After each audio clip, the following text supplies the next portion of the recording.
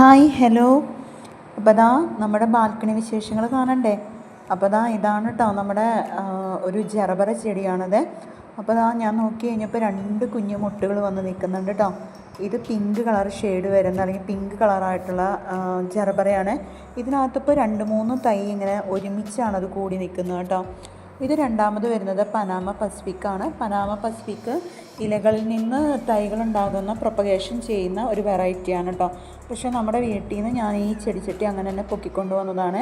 ഇതാ ഇതിൻ്റെ നടുക്ക് കാണുന്ന ഈ കുത്തിൽ ഇതിനകത്തു നിന്നാണ് പുതിയ പുതിയ തൈകൾ മുളച്ച് വരുന്നത് കേട്ടോ. പക്ഷേ ഇവിടെ വന്നതിന് ശേഷം എനിക്കൊരു കുഞ്ഞുങ്ങളെ പോലെ ഇവൾ തന്നിട്ടില്ല കേട്ടോ. ഞാൻ ഇടയ്ക്കിടയ്ക്ക് ട്രൈ ചെയ്ത് നോക്കും. ഇത് മുളയ്ക്കില്ല കേട്ടോ, കാരണം ഇത് നന്നായി പഴുത്തു പോയ ഇലയാണല്ലോ.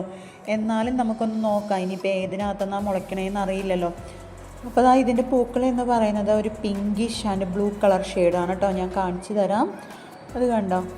അപ്പോൾ ഇത് ഒരു 2-3-4-5 ദിവസത്തെ ഒരു പൂവാണ് കേട്ടോ. ഇതിനകത്ത് ഓൾറെഡി സീഡ്ലിംഗ് ഒന്നും നടന്നിട്ടില്ല, അതായത് പരാഗണം നടന്നിട്ടില്ല കേട്ടോ. പിന്നെ ഇത് വരുന്നത് ഇതിൽ 2 ചെടി നിൽക്കുന്നുണ്ട് കേട്ടോ. ഇതിനകത്ത് ഒരെണ്ണം വൈറ്റ് നാക്വാങ്ങാണ്. ഇവിടെ എപ്പോഴും ഇങ്ങനെ അസോള നിറച്ചിങ്ങനെ അസോള വരും കേട്ടോ. ഞാൻ ഈ അസോള തന്നെയാണ് വാരി ഈ ചെടികളുടെ ചോട്ടിലിടുന്നത് കേട്ടോ. കണ്ടോ, ഇത് ഒരു കുഞ്ഞു അരിയായിട്ടുള്ള ചെറിയ പൂക്കളുണ്ടാകുന്ന റോസാണ്. അതിനകത്ത് ഏതോ ഒരു കള്ളി വന്ന് കയറി അതിനകത്തും വിത്തുകളൊക്കെ ആയിട്ടുണ്ട് കേട്ടോ. ഒരു ചീരയാണ്, പക്ഷെ എനിക്കിത് പറിച്ചു കളയാനായിട്ട് തോന്നണില്ല. അടുത്ത് നമ്മൾ 10 മണിയാണ് കേട്ടോ. ഞാൻ ഇടയ്ക്കിടയ്ക്ക് നമ്മൾ കൊറിയർ അയക്കുമ്പോൾ എല്ലാവർക്കും ഫ്രീ ആയിട്ട് കൊടുക്കാറുണ്ട്. പീച്ച് കളർ പൂക്കളാണ് കേട്ടോ ഇതിനകത്ത്. ഇത് നമ്മുടെ ഒരു ചൈനക്കാരിയാണ് കേട്ടോ. കണ്ടിട്ടുണ്ടോ ആരെങ്കിലും? ലിൻഡിങ് ചുനായി എന്ന് പറയും. ഇത് മഞ്ഞ കളർ, കടും മഞ്ഞ കളർ പൂക്കളാണ് കേട്ടോ ഇതിനകത്ത് ഉണ്ടാകുന്നത്.